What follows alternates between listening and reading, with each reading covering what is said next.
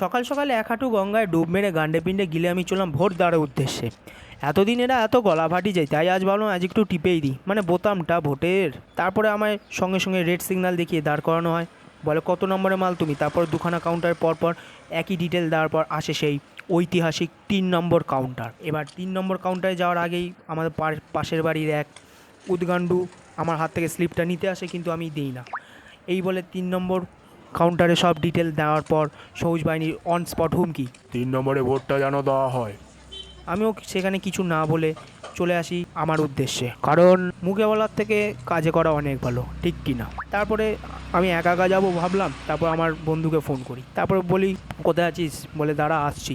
তারপর বিগত 4.5 ঘন্টা ধরে ওর জন্য ওয়েট করার পর তারপরে দেখা মিলল, দেখি এই ব্যক্তি চলে এসছে। আজ হচ্ছে ওর সেকেন্ড ভোট আর আমার হচ্ছে ফার্স্ট ভোট।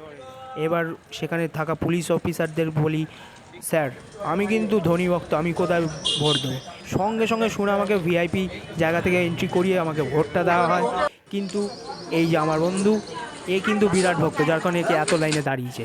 আর দেখতেই পাচ্ছ এখানে এত ভিড়।